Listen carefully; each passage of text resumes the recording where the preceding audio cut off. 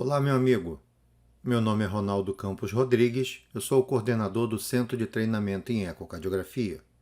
Vamos então dar sequência à série Os 50 Passos para a Realização de um Ecocardiograma de Excelência.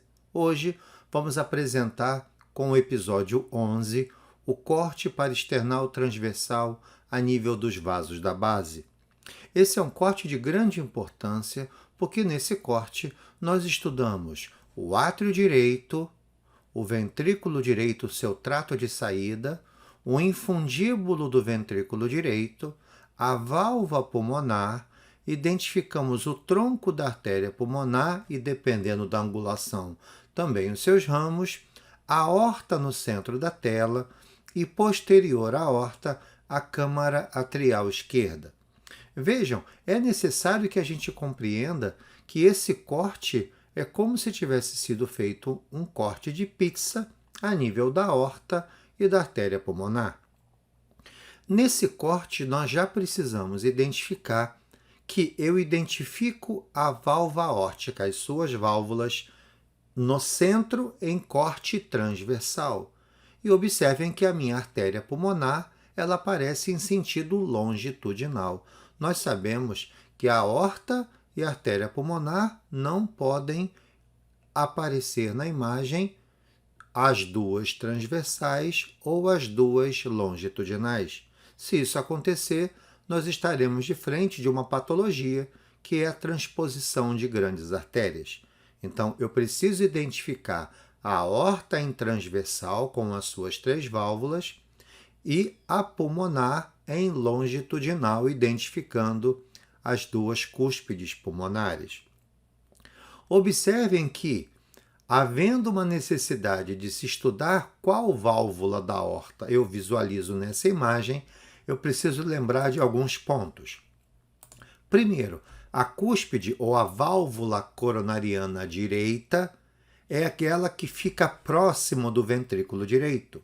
Já a válvula não coronariana é aquela que fica apontando para o septo interatrial. E a válvula coronariana esquerda é aquela que aponta para o tronco da artéria pulmonar. Então vejam, a válvula direita apontando para o VD, a válvula não coronariana apontando para o septo interatrial e a válvula esquerda apontando para o tronco da artéria pulmonar. Lembrando que essa imagem da aorta ela lembra muito aquele símbolo da Mercedes. Vejam, nesse vídeo a gente está identificando o movimento de abertura da válvula aórtica.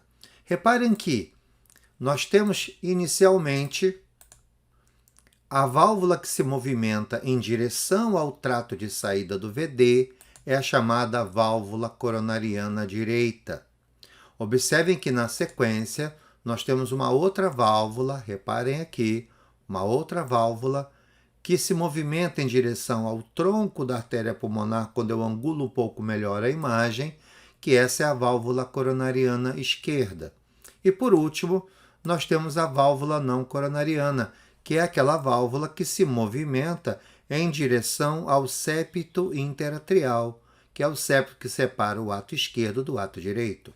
Então, reparem que quando eu estudo a aorta e a válvula aórtica pelo corte transverso, é necessário que eu entenda e identifique cada uma das válvulas.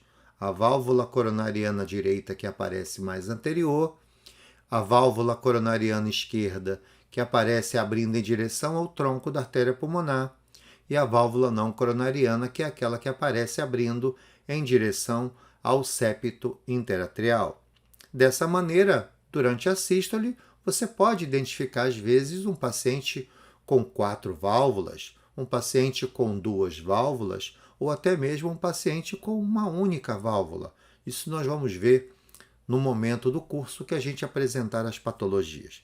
Vejam que também nós podemos colocar o colorido, e o colorido identificou um pequeno vazamento, uma leve regurgitação aórtica, visualizada pelo mapa de cor.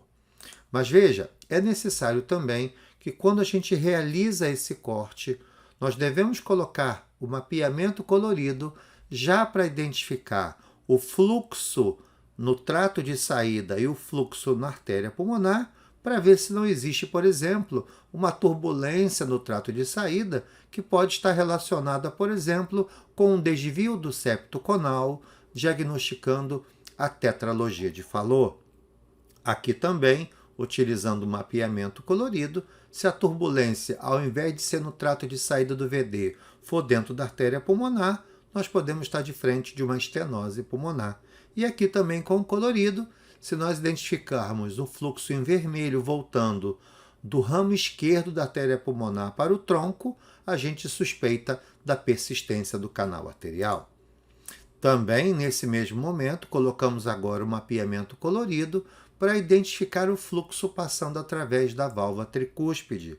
É importante lembrar que muitas vezes nós não colocamos o Doppler colorido e muito menos o Doppler contínuo através do fluxo tricúspide com o intuito de identificar a estenose tricúspide. Nós sabemos que a estenose tricúspide ela não é uma patologia tão frequente, mas isso não deve substituir o seu pensamento na identificação de uma possível estenose. Então, nós precisamos fazer o exame realmente completo. E, nesse momento, eu botei o colorido lá na artéria pulmonar, identificando o fluxo azul, e botei o colorido a nível da válvula tricúspide, identificando agora o fluxo em vermelho, porque o sangue se desloca do ato direito para o ventrículo direito. Ok? Então, nos veremos em breve na etapa número 12. Um grande abraço